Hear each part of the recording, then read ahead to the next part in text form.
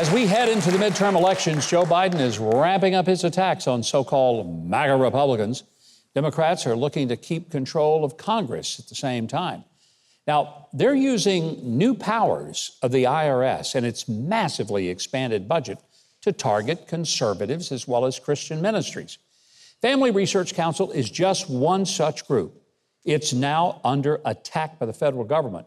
And to tell us about that, please welcome to the show former state lawmaker of Louisiana, ordained minister, and longtime president of the Family Research Council, Tony Perkins. Tony, great to have you here. Good to be with you, Governor. You know, I heard that the IRS is targeting Family Research Council. And I'm thinking, you guys, I can't imagine why you're a threat to America. Well, because we believe in the truth. That makes us a threat. I guess it would to some people.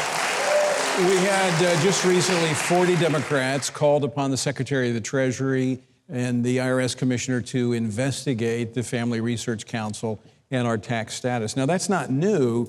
The Democrats have long been using government as a tool to silence, intimidate their opponents. But the thing that's disturbing is that this means that a nonprofit organization like Family Research Council that basically exists to help equip pastors and Christian believers to understand what the issues are going on in Washington so they can make contact with their members of their congressional delegations.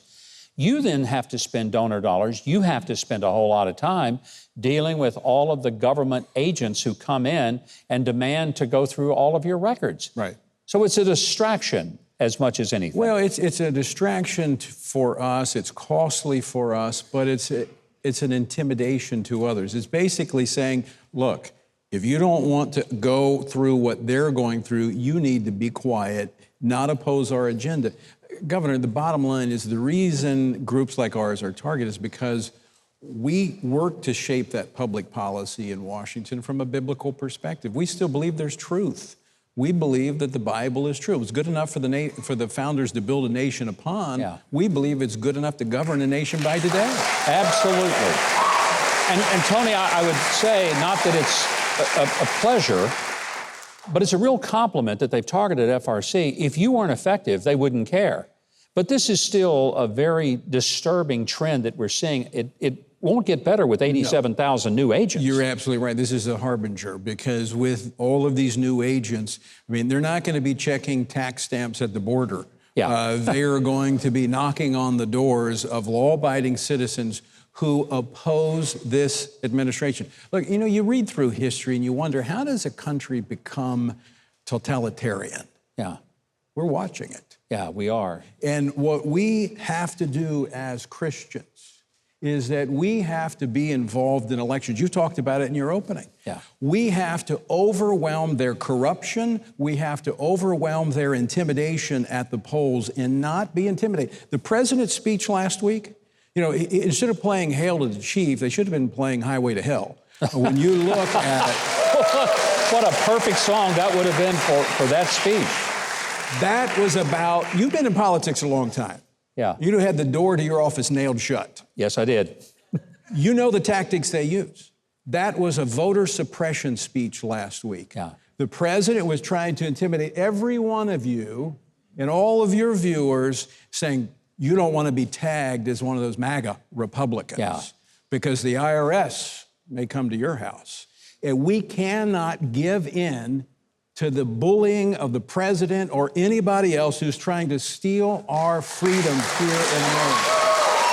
Do you worry that there will be vast numbers of Christian people who just don't want to have the fight and they'll just cower down and say, well, I'm not even going to vote? There'll be a portion. Now, I will tell you that there are many Christians who we vote not because we're in allegiance to a party, but it's because we're called to be salt and light. Yeah. And as I do agree, as you said in your opening, the president was right on one point. We are in a battle for the soul of the nation. But I would go one step further. His policies tell us that we're in a battle for the soul of our children because they're trying to indoctrinate our children with a radical ideology. And if we stay home and we're intimidated and we're silent and we back up out of fear of being labeled or somebody saying something about us, we will lose our children and our country with it. And that is too high a price to pay. I know one of the things that Family Research Council is doing, you've got a major event this coming week, because I'm going to be part of it. You're going to be there. Pray, Vote, Stand Summit in Atlanta, Georgia. We're going to be at First Baptist Church in Atlanta, Georgia. You're going to be there. Governor Brian Kemp will be there. We'll have Governor Stitz from Oklahoma will be there. Senator Langford will be there. We'll have Jensen Franklin will be there. We'll have a whole lineup for a focus on praying. You know, we're unapologetically Christians. We follow the Lord Jesus Christ, and we believe we need to be praying for this nation like we've never prayed before. We need to be voting our biblical values, and then we need to stand for that truth regardless of what is said about us or done to us. We will not yield.